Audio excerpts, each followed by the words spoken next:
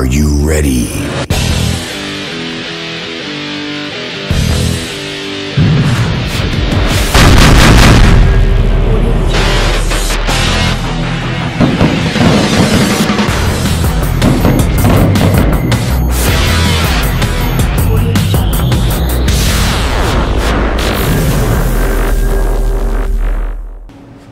Hello once again, folks. Welcome to the Gridiron Report.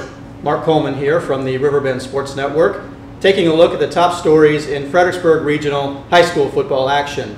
Special treat this week, we have two folks from the Freelance Star Sports Department as our guests. We have the Assistant Sports Editor Justin Rice and Sports Reporter Nathan Waters. Fellas, thanks for joining us. Thanks for having us. Let's have a good time. Yeah. Of course, Justin and Nathan are part of the great crew of FLS Varsity, a new undertaking by the Freelance Star, focusing on area high school sports. You can keep up with all of the latest in the high school sports scene by logging on to flsvarsity.com and by following them on Twitter at FLSVarsity. And guys, it's been a pretty busy time in the FLS Varsity department, right? You've got all these fall sports that are coming up on playoffs. We're certainly there. You know, field hockey is wrapping up conference tournaments this week, and we'll be getting into regional action next week. You know, we've got a lot of strong field hockey programs in the Fredericksburg area. And then volleyball will really start to pick up next week as well.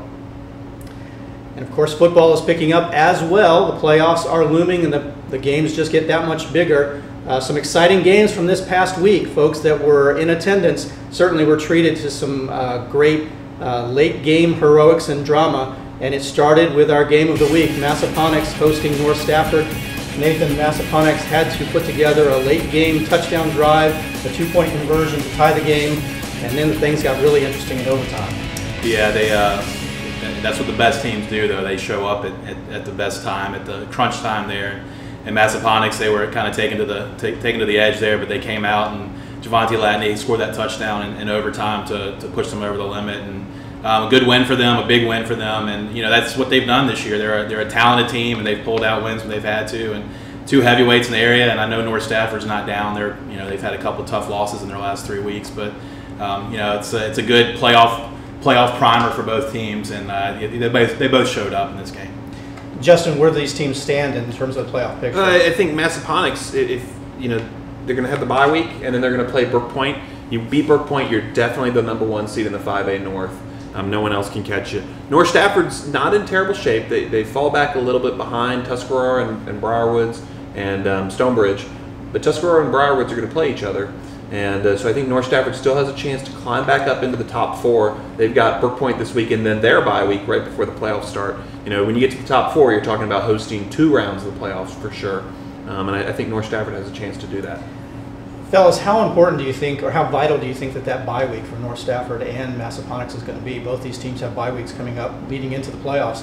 Any advantage there? I think Massaponax, with the injuries they've had all year, just to have another week to get healthy, another week where maybe Mahota's going to be back. I mean, that's just so key for them, where they're going to have a bye week to rest. Then you come back and you play a Brook Point team that you think you're better than, but you're still going to get to play football and sort of get used to hitting people and come back out there. I think that's a great scheduling advantage there for Massaponax. I think both the teams have been kind of dealing with some nicks and bruises, and not just the major injuries, but at the end of the year when you can get healed up and get some of the minor stuff worked out, yeah. It's always good. Some fortuitous scheduling on the part of the ADs there. So. Well, another great game with some late game drama. Mountain View playing Colonial Forge. There was some late game defensive play that had to carry this game for Mountain View. Yeah, Mountain View's been kind of a hard luck loser a couple weeks. They lost to Massaponax late. They lost to North Stafford late. Their defense had, kind of suffered some tough circumstances in those games, and they finally kind of came through in this game. I think the turnovers were huge. They forced 2 fumbles. They intercepted 2 passes, one really late there to end the game. And the defensive players with Mountain View were so excited because they pulled out the win, a big win over a team that was #1 in the PowerPoint rankings there in their 6A region. So defense came through. Mountain View's kind of like it's kind of like Colonial Forge was early in the year. They've been tested. They've been playing some really tough teams, and I think they're finally kind of starting to come into their own. So a big win for them against a really good Colonial Forge team. An important kick return for a touchdown for Gordon Collins. Was there another return, TD? Yeah, there were 2 returns, one by Forge and one by Mountain View. Colonial Forge, Bill Brown he wasn't happy with their overall play, the special teams, defense, and offense. I think it was kind of a down game for them, and I look for them to come back pretty strong in their next game.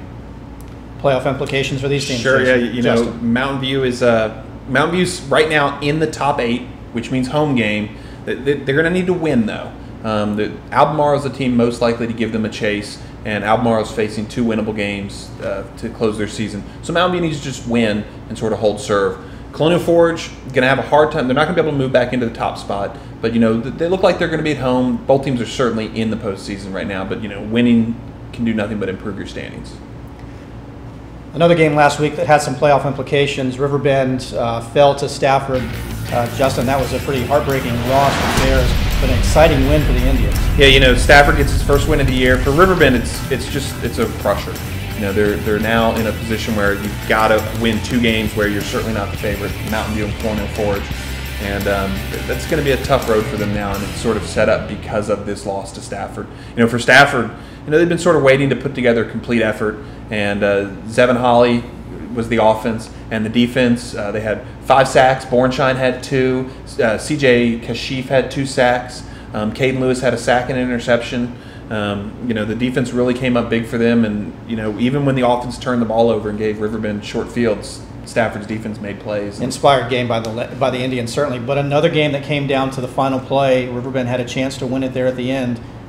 Just exciting times for those in attendance at high school football games. Yeah, Riverbend. The pass was there. The guy looked like he was coming free, and the pass was pretty close to there. But those are the breaks, and absolutely, really for Riverbend, you can look at that last minute play and say, oh, we can get a touchdown there. But what we really want to talk about is the possessions in the first half that they were getting inside the Stafford 40, where they were coming away with no points, and then you lose a game by a touchdown. And that's the story of the season. Meanwhile, a game that was awfully close at halftime, in fact, tied score at 7-7. JM was able to pull out a pretty easy 35-7 victory, but it took a big second half to do that. Yeah, apparently, words were said in the locker room, sort of fire up the troops, and they go from 7-7 to 35-7 and pull away. Scroggins threw a pair of second-half touchdowns to sort of put James in their own control. And, if the Jackets want to make a playoff run, that's what they got to do to a team that, again, they think they're better than. It's Caroline. You need to take control of those games, and it doesn't have to be a fight every week. Caroline still have playoff hopes? They certainly do.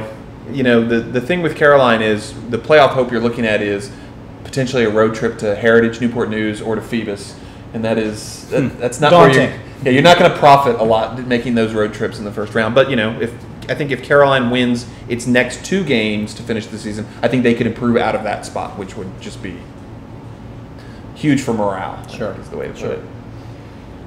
Nathan, Cortland looked awfully strong against King George this past week. The winning that game 35-7.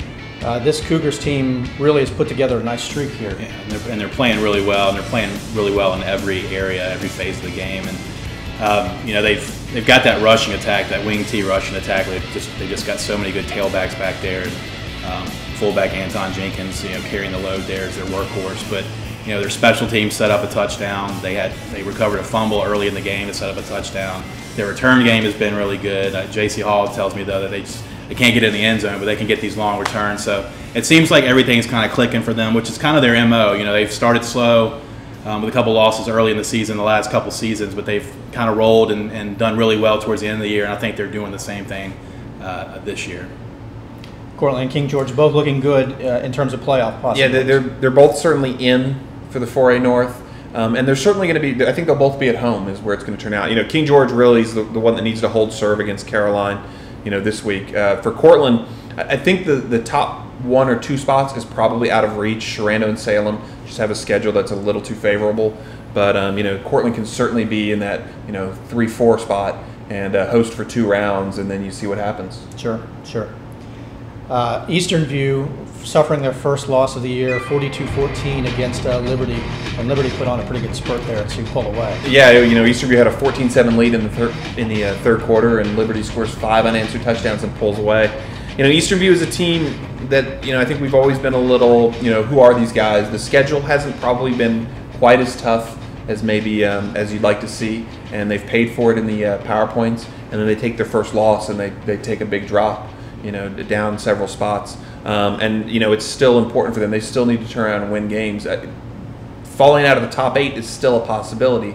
Then again, staying up there in the top 4, 5, 6, that's certainly in front of them as well. They still have a big game looming against Kettle Run, I believe. Yeah, the Kettle Run game is going to be big, and that's one of the better teams I think they've played in the regular season this year, for sure. Right. So another great week of high school football. Some great individual performances as well. The Freelance Star Player of the Week, Anton Jenkins, running back from Cortland, 5 touchdowns. Is that right? Yeah, you can't go wrong with that, can you? Pretty amazing. It's kind of pick your poison with their backfield. They have three backs. He's the fullback. He's the workhorse of that group. But they have 3 backs who are all capable of putting up the numbers that he put up on Friday. And Friday was his night. And J.C. Hall was kind of joking. He made sure that he knew to give credit to the special teams for getting him in position to score, for the defense for recovering that fumble deep in the red zone there. But he was the beneficiary. He got the tough yardage. He's so good inside, but he can break one outside. He had a 49-yard run as well. So just a really good effort for him. And their backfield in general is just going to be really tough for anybody to stop at this point. Congratulations to Anton for being named the Player of the Week. Some other great performances, though. Justin, one of them that we saw, Zevin Holly, it was a workman-like performance, but he rattled off 146 yards rushing, 32 carries, and 1 touchdown. Yeah, it's one of the most boring 146-yard efforts you'll ever see. Not for him. Yeah, not a lot of big runs. But, Stafford is a team that's had a lot of trouble moving the ball, but they were able to they kept themselves in the game with the defense and just kept handing the ball, and he would go get 3 and 4 yards at a time. And, 146 yards, that's a winning effort, and Stafford gets his first win. We noticed it while the game was going on as well. There was almost no negative yardage. I think he was stopped behind the line of scrimmage not until about halfway through the fourth quarter. Yeah, it was very late in the game. Their line did a great job, and Holly just found little seams, and they were sort of content to take 2 and 3 yards at a time. Another name that we've heard a lot of this year and in years past, actually, Javante Latney. Not the statistics that you would have expected, but certainly a big performance by him in that big Massaponax win. Dude's playing with torn ligaments in his knee. I think you can kind of give him a little bit of credit there. I mean, he scored the tying touchdown, the touchdown and then the 2-point conversion, and he scores the game-winning touchdown after asking in after being taken out of the game. I mean, the guy's a warrior, and like we've said before, they've got so many guys who can carry the load, but he's kind of the I've said workhorse for Anton Jenkins. He's kind of that guy. He's kind of the tough yardage kind of guy, and he's really getting it for him in that offense. Just a load to bring down too. I mean, he runs very big. Yeah. Great performance. Playing hurt again for Javante Latney, and things certainly looking strong for him and for the Panthers. Trey Cherry, a quarterback from Louisa, 35 carries as a quarterback, 227 yards rushing, and 3 touchdowns. That's a pretty impressive stat line for a quarterback. Yeah, and actually, Louisa had 3 guys top 300-yard mark. They had any one of 3 guys who you look at and go, man, that guy had a great game. Yeah. Cherry was the guy that led the way. It was a big bounce-back week for them. The Fluvanna game for Louisa to lose that game was, that's a crippling game for them for their playoff hopes. And now they're back in a position where they need to win to make it. And so they come out and beat Orange, and Cherry has a huge game, 227 yards, 3 touchdowns. That's how you get your team back into position to make the postseason. And that's how you show up on the Gridiron Report for individual performances. How's this for an impressive stat line? We always like to see these kinds of things in high school football. Shamar Shanks, running back from Colonial Beach, 81 yards rushing, 62 yards receiving, a touchdown rushing the ball, a touchdown receiving the ball, and a touchdown passing the ball. Yeah, the Colonial Beach, they run that wing T, or the single wing, and so any one of the running backs can throw, can catch, can carry the ball, and they piled up, 71 points this week, and just a huge offensive effort for them. Colonial Beach just sort of keeps dragging along, and they're going to be a playoff team, and hopefully get in there and maybe surprise somebody. Well, they certainly took Northumberland out behind the woodshed. Yeah. 71-6 victory. Congratulations to Shamar Shanks for his performance. So congratulations to our players of the week and honorable mentions. Some great outstanding individual performances from last week. Well, fellas, we head into the final 2 weeks of the season. Some teams that really need to win to be able to make it to the playoffs. We've got another great lineup of games this week, and it starts with Riverbend and Mountain View. Yeah, Riverbend they're up against the wall. We talked about that they've got to win. There's no other formula that's going to get them in just to win games. Not enough teams in front of them can lose. So come out and win. You got Mountain View, you got Colonial Forge.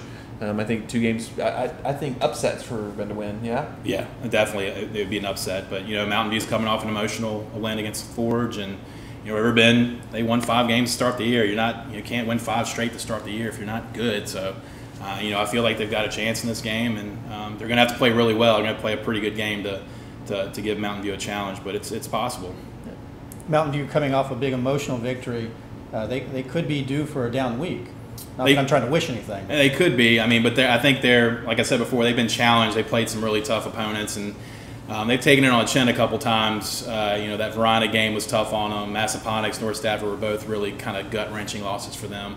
I don't know if they're in that position now where they can even really think that way. I think that they're kind of ready for the stretch run. But if there's any week to do that, I guess it's this week after their first win over Forge in some time. Well, I think importantly, Mountain View has things at stake as well. You want to be at home in the playoffs, right. And for that to happen for Mountain View, I really like Albemarle in its last 2 games. I think they're on paper probably the favorite. So if Albemarle wins 2 and Mountain View only wins 1, I think Albemarle probably jumps Mountain View, and Mountain View's on the road, maybe at Albemarle, but you don't want to be on the road for the first week. You want to be sort of at the safety net there at home. Right. Well, a game that's got some long tradition, certainly Cortland visiting Chancellor, 2 teams that have played each other for a long time. Yeah, it's a traditional rivalry game. This year you don't quite know what to expect. Chancellor's not as good as they've been the last couple of years. Still alive for the playoffs mathematically. Still alive. It's a surprise. They don't need to win 1 game, you were telling me before we started. I think they probably need to win both. Okay. To somehow squeak into the playoffs, but there's an unlikely, however improbable scenario, but it's there where Chancellor could win out and finish as high as the 9th seed. They need to win games. They need a lot of help, but they're still alive, and they're going to be up for Cortland for sure. Absolutely. I'll say this: a few weeks ago, I went and talked to Bob Oliver, and after that win they had over Millbrook, they were kind of playing for pride at that point. And I think this is a very prideful team, a very prideful program. 1-7. I can't remember last time they only won 1 game or 2 games in a season. So this is kind of gut check time for them, and we'll kind of see what they're made of in these last 2 games. They could certainly throw a wrench at Cortland. They could come in and pull an upset. Yeah, absolutely. 2 more teams that have played each other quite a number of times. Caroline visiting King George. Caroline needs to win. King George in pretty good shape, but another win would certainly help them as well. Yeah, I think both those teams, it's all about wins right now. And with Caroline, with its offense, I think that should be an exciting game. Caroline's sort of trying to throw the ball up and down the field. King George trying to run the ball up and down the field. There's going to be like a test of wills there. Yeah. Clash of styles. Yeah. I think Caroline, when their sophomore quarterback Rashad Harris is on, they're really good, and it's just a matter of, is he going to be on? Is his receivers going to catch the ball? King George is coming off a tough loss. I know they want to be home for the playoffs. They were home last year for the first time in some time in the playoffs. So, both these teams are playing for something big, and it should be a really interesting game.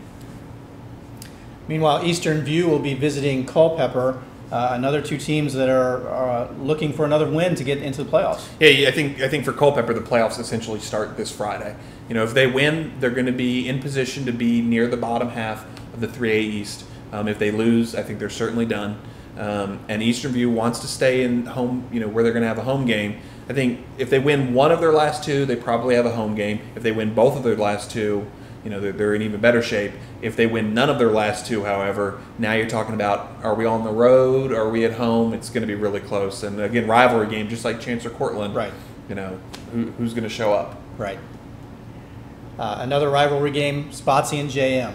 That one should be a pretty exciting game. Yeah, and Spotsy's, like these other teams we're talking about, Spotsy needs wins, and this is one of those games where they got to come out and play strong against a team that's is kind of on a roll right now. James Monroe's won 2 in a row, and I think they've won 4 out of their last 5, so they're playing well, and it's going to be tough at Maury, but it's another one of those games for Spotsy. They've got to win in order to have the playoffs. And don't forget the Spotsy JM tie. Ben Lorenas is the Spotsy coach.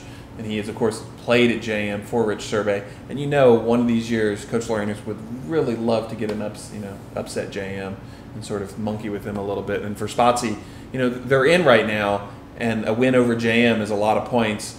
They're really in. Right. They finished 2-0. They could start to sort of push that top 8, where maybe you're at home, and that seems strange to think about, but that's where the points have come out now. Well, 2 more weeks to go, and the playoff picture will hopefully be a little bit more in focus next week. It certainly will be in 2 weeks. We know that. Folks, please check back with us on the Gridiron Report next week. We'll try to clear up this playoff picture for you. A reminder that you can also keep up with all of the latest in high school sports by logging on to flsvarsity.com. Two of the great folks from that team that do the work behind the scenes and in front of the scenes sometimes. Congratulations and good work to you fellas, and thanks for joining us. You can also follow them on Twitter at FLSVarsity. You can also follow me on Twitter at rbsportsnetwork.com. For the Riverbend Sports Network, I'm Mark Coleman. Thanks for watching, everyone.